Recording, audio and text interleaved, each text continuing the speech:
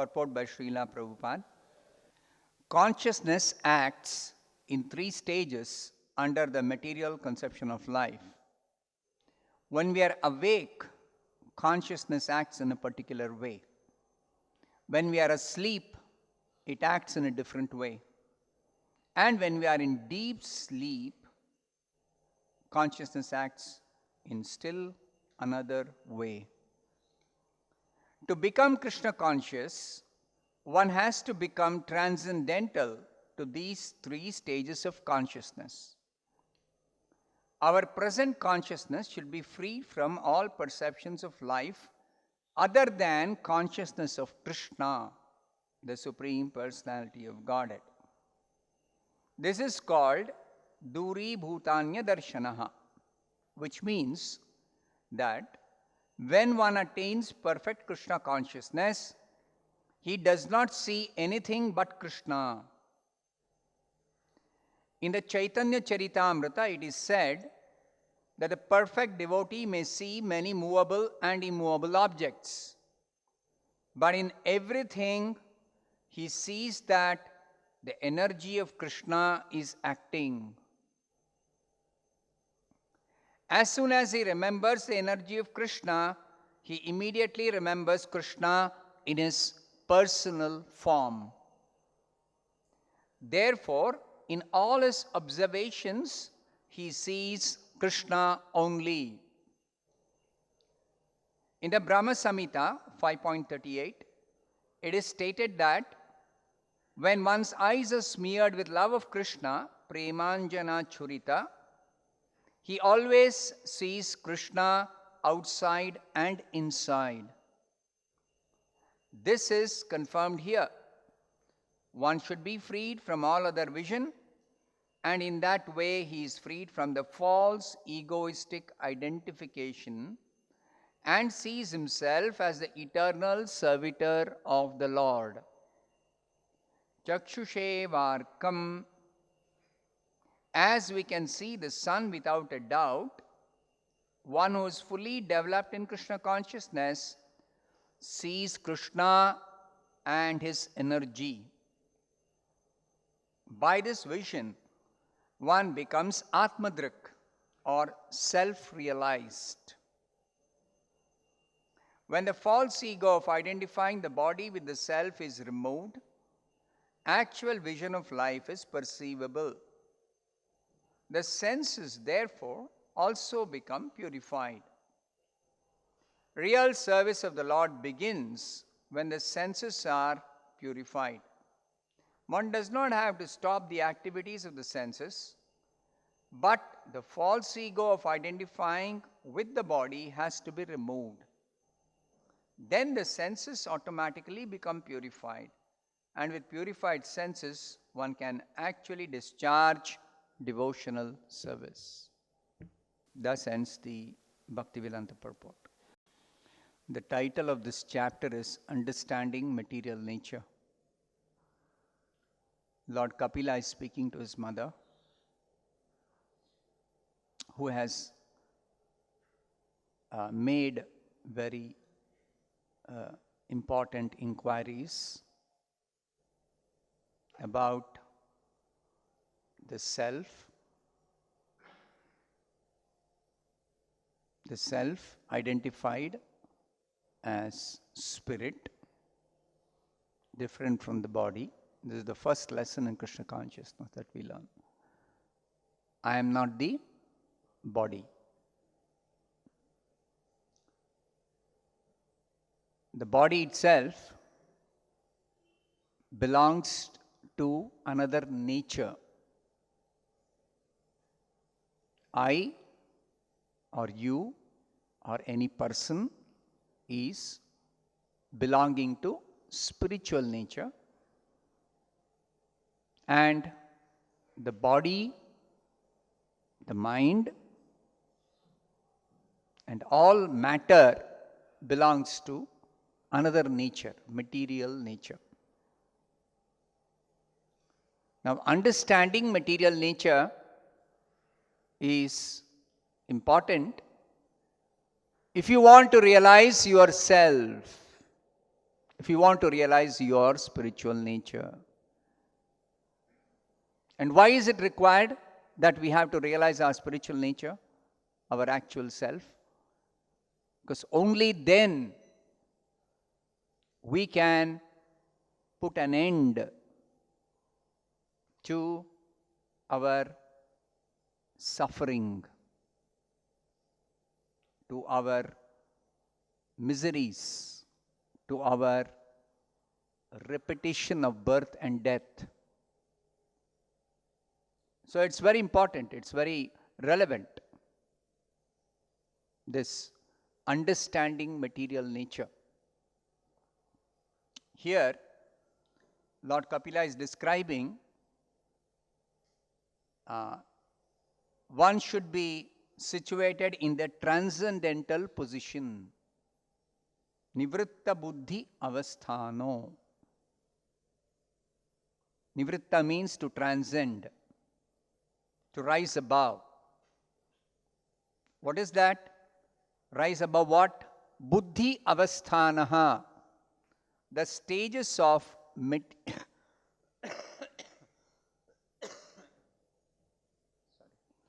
the stages of material consciousness. You can understand what is consciousness, awareness. You are aware, you are conscious. First of all, you are conscious of your body. And you are conscious of your mind, the thinking faculty. You think or you experience emotions through your mind, feelings. I feel fear, I feel anxiety, mind. This is the perception of the mind. Body means essentially the senses. Of course, we also identify the body as having different limbs, hands, legs. But more importantly, the body in terms of the 5 senses, the eyes, by which constantly we are perceiving form. We are seeing. We are seeing means we are seeing form, different forms. Eyes, ears, we are hearing different varieties of sound. So, this perception of our senses, body means senses, and then the mind, and then we always take help of our intelligence. We are always taking help of our intelligence. So that intelligence is being described as buddhi avasthanaha. This intelligence can be in 3 different states of consciousness. Because we take help of our intelligence, when I see something, I see this, immediately this object I identify as kartal. How am I doing that? By taking help of my senses, my eye is seeing. Then there is my intelligence working in the background of identifying particular shape, color, knowledge. Earlier I have been educated, instructed. This is kartal. So based on that knowledge, when I see this, I say it is kartal. So we take help of intelligence in order to see in order to use our senses to identify. This intelligence itself can be working in 3 different states. Now we are all in a state of consciousness, or intelligence is working in the state of wakefulness, state of wakefulness. We are all awake. You can understand very easily. We can be either sleeping or we can be awake. So in sleeping, awake, of course, everybody understands that your intelligence is working in a particular way. Essentially, the intelligence is working for identifying whatever the senses are perceiving. And also the intelligence is working for taking help of the mind, for thinking, for feeling, for willing. Then the sleeping state is a little complex. In sleeping state, there are 2 different states of intelligence. One is called the dreaming state. The dreaming state. You have experience of observing or seeing or witnessing a dream during your sleep. Everyone has experience of this. Now, apart from this dreaming state, where one sees a dream or experiences a dream or observes a dream, apart from that, there is another state. It's called deep sleep. Actually, it is a state of ignorance. That means the intelligence is not aware either of the things around which we generally perceive in the wakeful state, nor is the intelligence aware of the dreaming state. Now, intelligence means you, the person, who is the one who is the experiencer.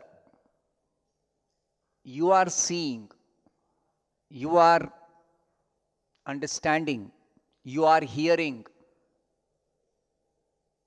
you are using your hands, legs in the wakeful state. You are using your limbs. You are perceiving through your senses. So you are utilizing the intelligence in that particular state of consciousness called wakeful state. The scriptures describe your state of consciousness or your condition of intelligence is called wakeful state. Jagrata avastha. Jagrata avastha. This is Sanskrit. Jagrata avastha, wakeful state. Then there is the swapna avastha. Swapna avastha is when you go to sleep, one condition of sleeping, one state of consciousness or state of the intelligence is awareness of dream. Awareness of dream. Dreaming condition. Said to be dreaming condition. Swapna avastha. Swapna avastha. And another state of consciousness or another state of the intelligence working is deep sleep. Sushupti, it is called Sushupti. Sushupti actually means ignorance. I am not aware of dream, I am not aware of the wakeful state. My intelligence is in a third state of consciousness. It's actually the third state of consciousness called Sushupti. Just like sometimes, I don't know whether you have experience, you try to wake a person who's very, very, very deeply sleeping. very fast asleep. You call the name, person may not respond. You even shake him, wake up. He still does not respond. Have you seen that? I think you would have noticed that sometimes. So that state where he does not respond to sound, he does not even respond to your shaking, is the deep sleep state. It is a state of ignorance. The state of ignorance. Deep sleep. It's called deep sleep. Sushupti. So our consciousness can be in one of these three states as long as we are not Krishna conscious. If we are not Krishna conscious, we are material conscious. Materially conscious. So that's what it is said here. Buddhi avasthanaha is the stages of material consciousness. How is this called material consciousness? In the wakeful state, what are you identifying? Different forms of matter. Either form or taste or smell or sound or touch, sensation. And the combination of this, the different objects that you have a conception of that object in your mind. Just like this particular object, book. You have a conception of what is a book. So any type of book you see, book. So this conception exists in your mind, and it is based on a certain perception, certain knowledge, and certain way of working of the intelligence. Just like this very book, depending on whether a person is literate, is able to read or not able to read, the book itself is perceived differently. If it is a waste paper mart, any book you give him, what will he see? How many pages? Okay, what is the weight? How it can be recycled? How it can be sold maybe as a second-hand book or as an old book to somebody. So his perception of book is different. And then there are people who can read, but what is this? Bhagavad Gita. Oh, I have no interest in Bhagavad Gita. Though they can read, their perception, their conception of this book is, oh, something I have no interest. Or it is some high philosophy. Something about religion, something about God, something about philosophy. Oh, I have no interest. I don't understand philosophy. And somebody else who is interested in philosophy, who's serious about knowing something more than just material things, spiritual knowledge, interested in spiritual knowledge. Oh, Bhagavad Gita. So, for them, the perception of this book is entirely different. So, it is based on, this perception is not just based on merely a form, merely some indication or association, this is a book. No, it is actually, what book is it? What are its contents? What is the relevance of this book to me? Just like people who come to our temple, they sometimes ask, I want to purchase Bhagavad Gita, Prabhupada's Bhagavad Gita. Or if they are told about Bhagavad Gita, they immediately become interested. Yes, I want this book. So the perception, the conception in the intelligence is different. It is different. So we hold these various conceptions of an object, of some particular thing, and all these conceptions are shaping our intelligence in a particular way. So, the sum total of all these conceptions that we are holding about so many different things is called the conception of life. It's called the conception of life. Everyone has a set of conceptions which we call conception of life that the person has. Now, this is apart from the fact that ultimately, whatever be the object, whatever be the configuration, whatever be the form or the shape or the sound or the taste or the smell or the identification of the object, behind all this is Krishna, whose energy is all the varieties of different objects that we see, we think, we perceive, we have conception. It is Krishna's energy, material energy. Of course, in this world there are two energies of Krishna, the spiritual energy, which is the living entity, and the material energy, which is the varieties of matter.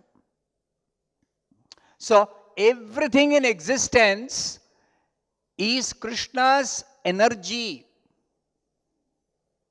Two varieties of energy, the living being and matter. In the 7th chapter of the Bhagavad Gita, Krishna describes this. Apareyam mitastu anyam prakritim viddhime param jiva bhutam. First he says, Bhumirapo nalo vayu kham mano buddhirevacha ahankara itiyam me bhinna prakriti rashtadha. 8 varieties of this material energy, which is Krishna's own energy, but separated energy. Krishna's separated energy is Krishna's energy, but still, nonetheless, it is Krishna's energy. So, Krishna's material energy and Krishna's spiritual energy. That spiritual energy consisting of the various living entities, many living persons, living entities. So, everything in existence is a combination of these two energies of Krishna. Now, to be able to primarily identify whatever we see, whatever we perceive, whatever we think, whatever conception we have as one of these two energies, belonging to whom? Belonging to Krishna, the Supreme Personality of Godhead, the Supreme Lord. Identifying or understanding or seeing in that way is called the 4th state of consciousness or intelligence. It's called Turyavastha. Beyond these 3 states of wakefulness, dreaming and deep sleep, it is possible for us, for each one of us, to be in a 4th state of consciousness beyond these 3 states, and that 4th state of consciousness is called Krishna consciousness. It simply means being aware of Krishna. In what way? Krishna is the background for everything in existence. Everything is His energy. Everything is a form of His energy only. I myself, every person is a form of His energy, His spiritual energy, called the living entity, Jiva, Jivatma or Jiva Bhuta. Then there is varieties of matter, which is combination of the 8 elements, earth, water, fire, air, sky, intelligence, mind and ego. The combination of these 8 in varieties of forms, varieties of shapes, varieties of objects, that is matter, material objects, variety, so much variety. But ultimately, everything is Krishna's material energy. So, everything in existence, a devotee sees, a Mahabhagavata. Prabhupada is quoting that verse from the Chaitanya Charitamrita here in English. Sthavara jangama dekhe na dekhe taramurti. A Mahabhagavata, a person in the 4th state of consciousness, intelligence, has been purified, and purified intelligence can be in the fourth state of consciousness, where the awareness is Krishna and his energies. Krishna and his energies. Even though Krishna may not be directly visible as the Supreme Person, because he is a transcendental personality, he is a spiritual personality. His personality is not like our personality, our present personality. So we cannot see Krishna in a spiritual form in our present condition, but we can see Krishna's energy everywhere. We can see Krishna's energy. We can perceive Krishna's material energy and Krishna's spiritual energy. Both we can perceive. So that perception, Krishna's energy everywhere in existence, which means we are seeing, when we see Krishna's energy, immediately a devotee is reminded of Krishna. So this verse of the Chaitanya Charitamrita says, Sthavara Jangama Dekhe, when a pure devotee, a devotee in the fourth state of consciousness, in the spiritual consciousness of Krishna consciousness, when he sees Sthavara Jangama Dekhe, he sees varieties of moving and non-moving objects or persons or things. Na dekhe tara murti, he does not see the actual material form. He does not see the material forms. He does not see the material forms. What does he see? Sarvatra haya nija ishta deva spurti. He sees the manifestation everywhere of Krishna's energy, different forms of Krishna's energy, and he actually sees Krishna everywhere in that way. He sees Krishna everywhere. That is the state which Lord Kapila is now telling. One should be situated in a transcendental position beyond the stages of material consciousness. Beyond the stages of material consciousness. Generally, our consciousness is always in one of these three states. Either we are awake, then we are identifying different objects. This identification also is based on false ego. What is that false ego? I am this body. All my bodily connections are mine. Aham mama. This is the false ego. This false ego, to be freed from this false ego, is called self-realization. And what is that freedom from false ego? That I don't identify myself with this body or the senses. I don't identify myself with my mind. I don't identify myself with my intelligence either. Now, intelligence is a faculty of the soul, of the real you.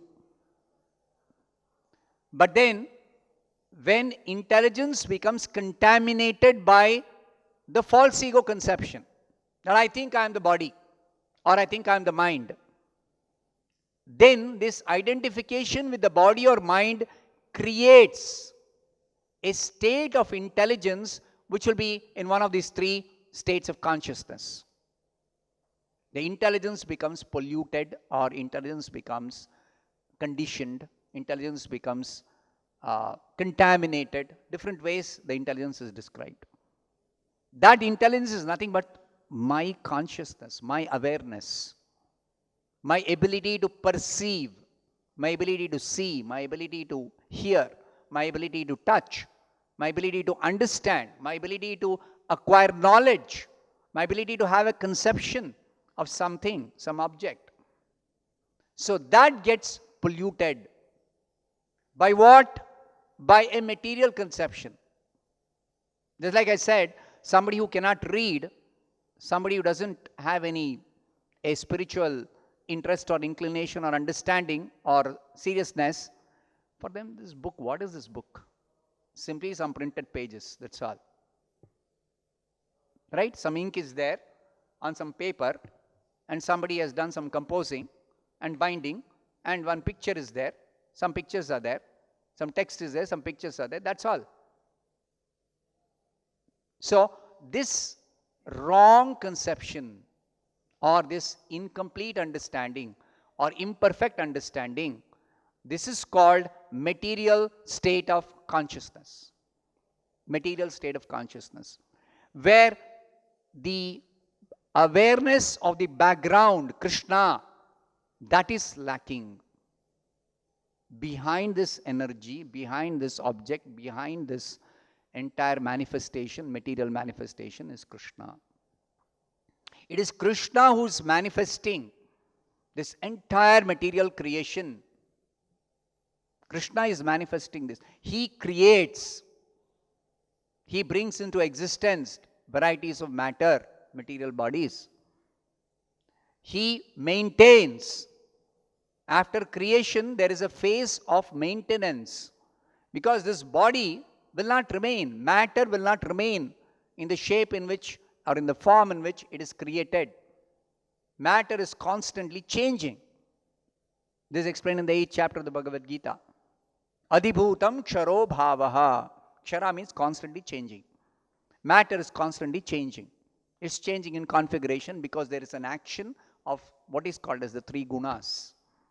So the 3 gunas are always acting on the configuration of these 8 elements of matter combination, and constantly matter is consequently changing.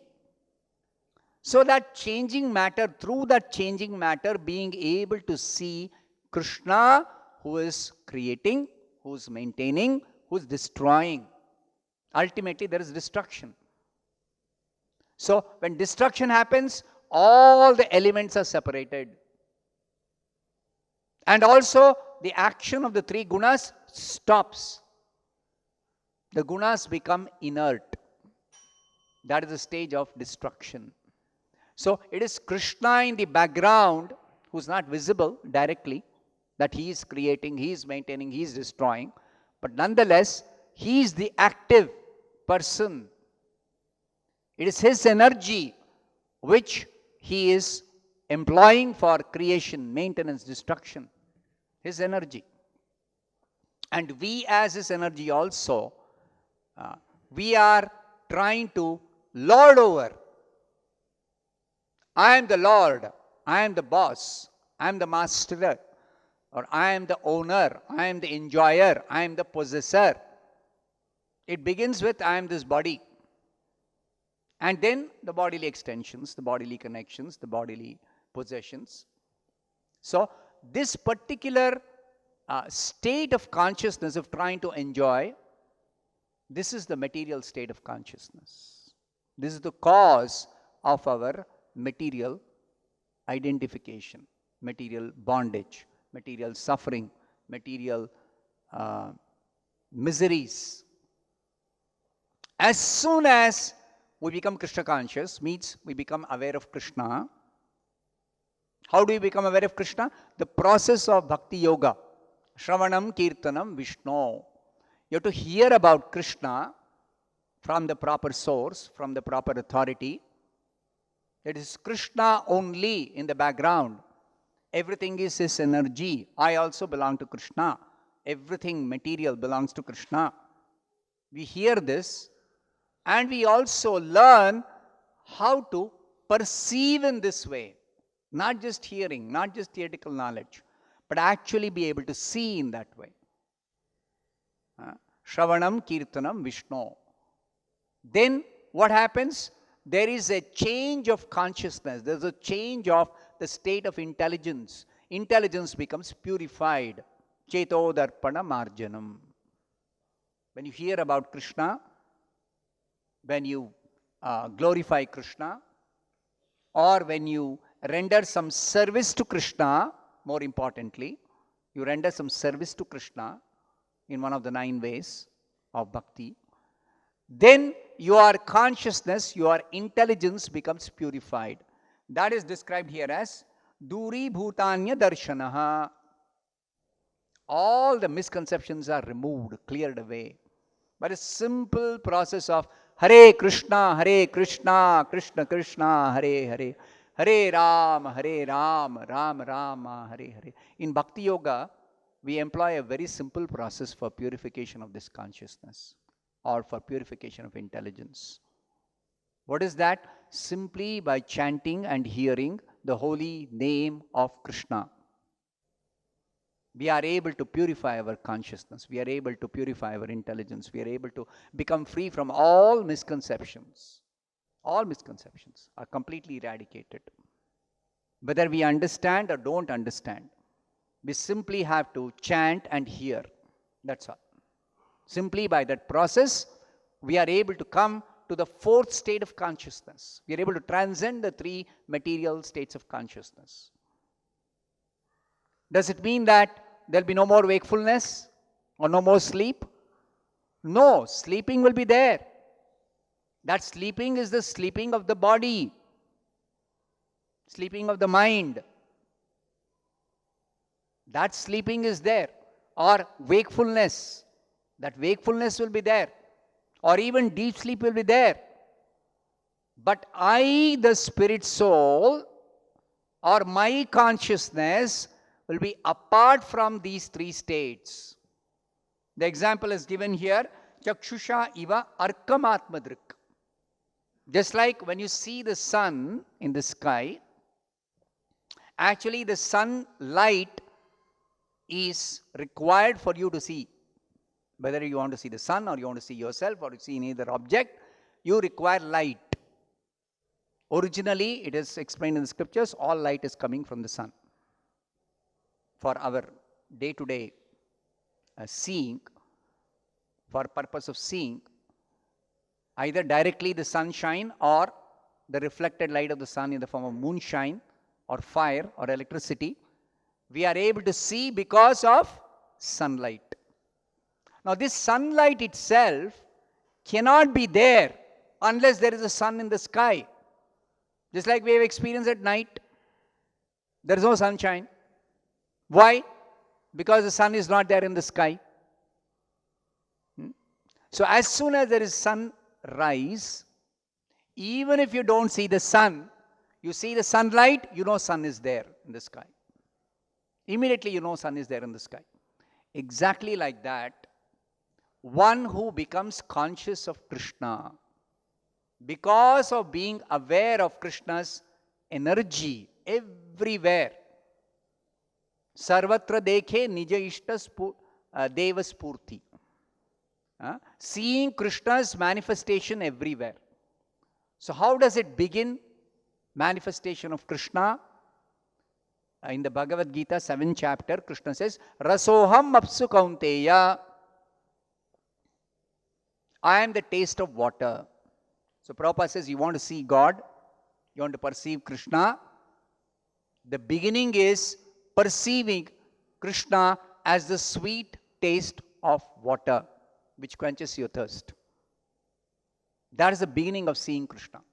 Rasoham apsu kaunteya. Prabhasmi shishi suryayo. Perceiving Krishna as the light of the sun and the moon. Everybody is utilizing sunshine. Everybody is drinking water and quenching the thirst. So that sweet taste of water, the sunshine, the light of the sun is Krishna. This is the beginning of perceiving Krishna. And like that, you can keep on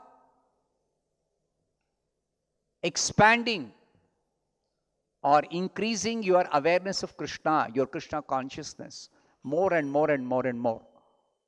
And gradually, by this process of Bhakti Yoga, when your misconceptions are all removed, you come to the spiritual state of consciousness, Krishna consciousness, or devotional consciousness. And then you no longer identify with the body or mind. You no longer identify with any of the objects. You clearly see yourself apart from your body, your mind, your possessions, your false ego. You see yourself apart from all that, and you are able to work in that consciousness, Krishna consciousness. So, Prabhupada says in the end of the purport that the senses automatically become purified when the false ego of identifying with the body or mind is removed.